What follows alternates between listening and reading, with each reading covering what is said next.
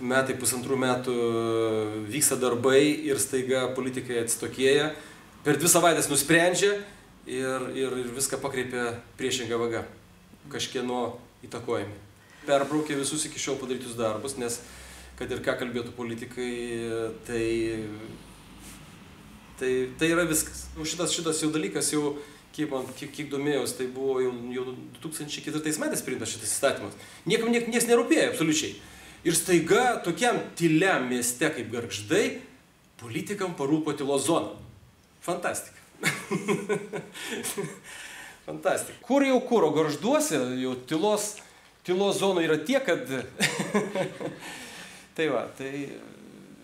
tokie nesuderinamumai iššaukia automatiškai įtarumą. Akivaizdu, labai paprasta tokį sveiką požiūrį. Kaip, kažkas čia ne taip. Kaip dažnai būna Lietuvoje, politikai sugeba kiekvieną gerą idėją sugadinti. Sugadinti, kaip ir buvo dėl saulės energijos su tom elektrinėm, kaip ir su vėlės elektrinėm, su bet ko. Čia toks, aišku, pasirinis pavyzdys, bet politikai sugeba, reiškia, jie kaip ir nesako ne tam tokia funkcijams centrui, nesako parko renovacijai, sutvarkymui, viskas tvarkoj. Bet jie viską pakreipia savo vagą ir pradeda dėlioti taškus, kurie iškreipia tą idėją. Aš nežinau, gal truputį jiems trūksta kūrybingumo, gal be abejo pas juos kūrybingumas gal ten per kitą prizmę, jie visą šitą dalyką žiūri. Tai va, ir jie sugebėjo, šiuo atveju taip pat jau jaučiasi, kad jie jau pradeda tą gerą idėją gadinti.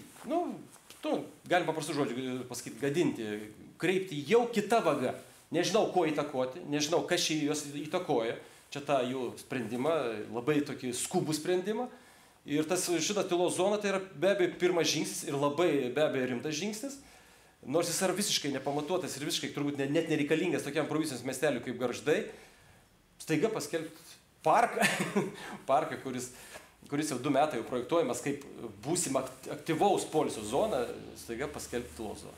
Galiu pasakyti, kad prie Maksimos tas variantas be abejo jisai yra svarstytinas, tai be abejo, nieko nesakau, kad kategoriškai ne, bet sudėliojus taškus dėl finansavimo, dėl valdymo to viso centro, stadiono, dėl parko visos veiklos, galų galės slidinėjimo žiemos metu, jeigu mes ten galvojame tikrai sutraukti viską, teniso kortai, sporto salynai, aikštynai ir dėl viso šito valdymo, dėl galų gale, vėl, nežinau, ar sąmoningai ar nesąmoningai politikai nutylė apie finansavimą, statybos finansavimą klausimą.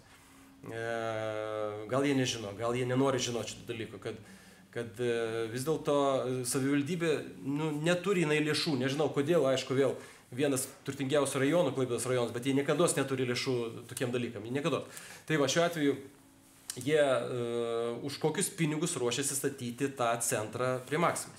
Nes būtent bendruomenės būtent yra idėja, kad parko ta renovacija, parko sutvarkymas ir būtent daugiafunkcinio to centro statyba, tai yra sujungti į vieną kompleksą.